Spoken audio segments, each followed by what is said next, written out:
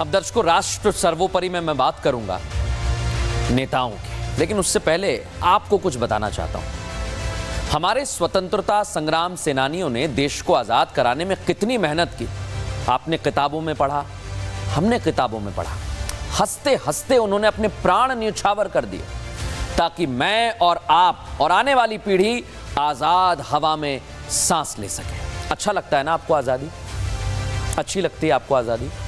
लेकिन आपको पता है दर्शकों, कुछ लोगों को यह आजादी बड़ी आसान लगती है कि हमें यूं ही मिल गई है। ये खुली हवा में आपका हमारा काम देख नहीं पा रहे हैं। इन्हें अच्छा नहीं लग रहा है कि हम अच्छे से जी रहे हैं, अपना ऑफिस जा रहे हैं, पैसा कमा रहे हैं, खा रहे हैं, अपने परिवार के साथ हैं। इन लोगों को पसंद नहीं आ रहा है।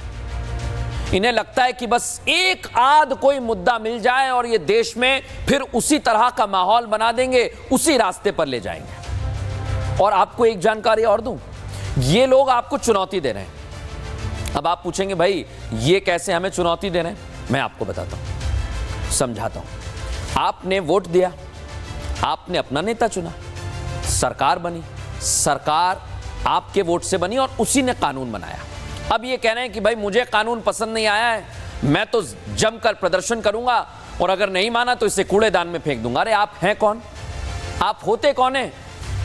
जनता ने नेताओं को चुना है, जो कानून बना है उसे आप कैसे कूड़ेदान में फेंक देंगे?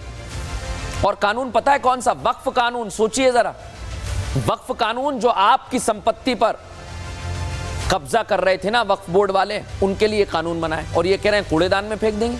कैसे फेंक देंगे आप? इतना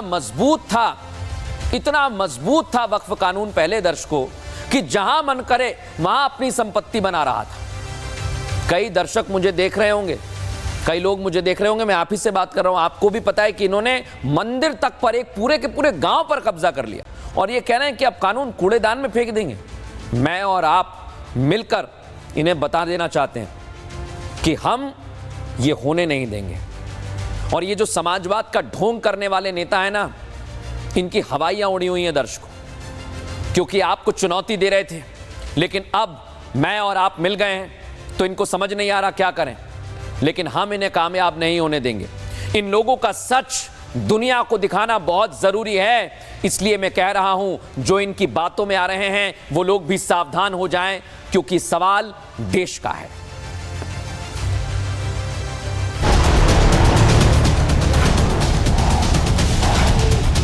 देश लगभग 200 साल की गुलामी के बाद आजाद हुआ। देश ने इस आजादी की बड़ी कीमत चुकाई। आजादी के बाद 2 साल 8 महीने और 11 दिन की कड़ी मशक्कत के बाद नया संविधान तैयार हुआ, जिसे 26 जनवरी 1950 को लागू किया गया। 1950 से अब तक संविधान में कुल 106 बार संशोधन हो चुका है। जब जब लगा संविधान को अपडेट किया गया, लेकिन देश के कुछ नेता इसी संविधान के कानून को कूड़े में फेंकने की बात कह रहे हैं, वो भी सिर्फ चंद वोटों के लिए। क्या ऐसे नेता देश का भला सोच सकते हैं? ये जो संशोधन बिल आया वक्फ को लेकर के 2025, दोनों सदनों में हम लोगों ने मौजूद रह करके कड़ा विरोध किया। आने वाला बिहार में अक्टूबर नवंबर को जो चुनाव है, सरकार बनेगी तो इस बिल को, इस कानून को बिहार राज्य जो है कूड़े के दान में फेंकने का काम करेगा। बिहार में किसी भी कीमत पे इस कानून को हम लोग लागू नहीं होने देंगे। दुनिया की कोई ताकत नहीं जो इसको कोई रोक सके। ये नवाजवादी अगर बन चलेगा, इनकी सरकार अगर रहे तो ये सरिया कानून को भी लागू करेंगे। इसलिए बिहार की जनता, देश की जनता देख रही है, ऐसे नवाजवादी को कभी आने का सपना भी न सोचे। पटना का ये वही गांधी मैदान है जहां आज से 50 साल पहले इसी संविधान की रक्षा के लिए लाखों लोग अपनी जान की परवाह किए बिना इकट्ठा हुए।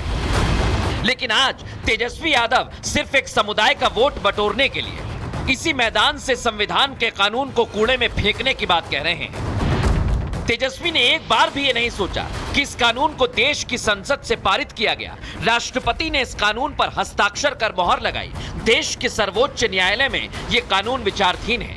इसके बावजूद तेजस्वी यादव इस कानून को कूड़ेदान में फेंकने की बात कह रहे हैं। साथ ही इस रेस में कांग्रेस के नेता पप्पू यादव भी शामिल हो गए।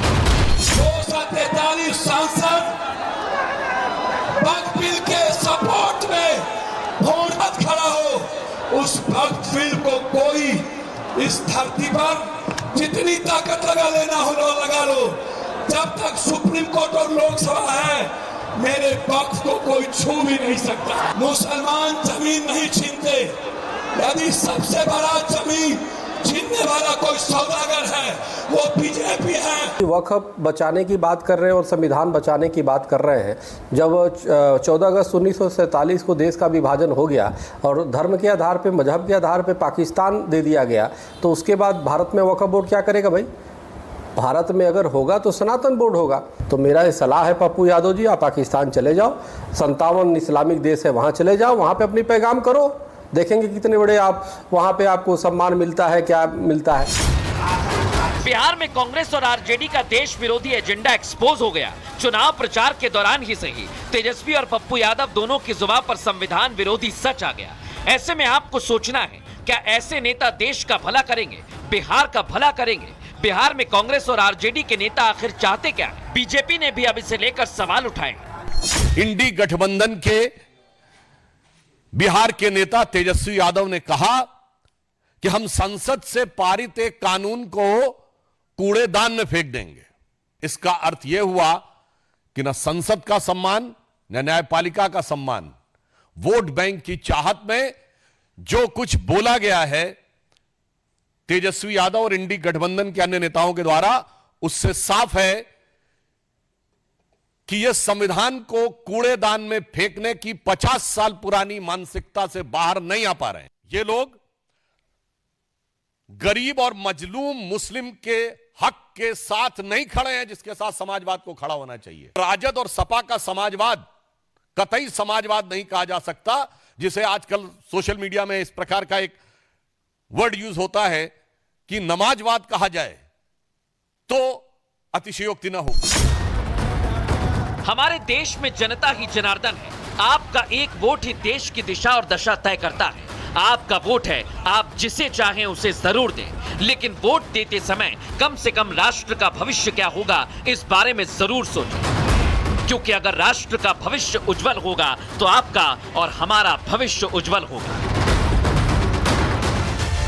अब दर्शकों, राष्ट्र सर्वोपरि में मैं बात करूंगा नेताओं की, लेकिन उससे पहले आपको कुछ बताना चाहता हूं। हमारे स्वतंत्रता संग्राम सेनानियों ने देश को आजाद कराने में कितनी मेहनत की, आपने किताबों में पढ़ा, हमने किताबों में पढ़ा।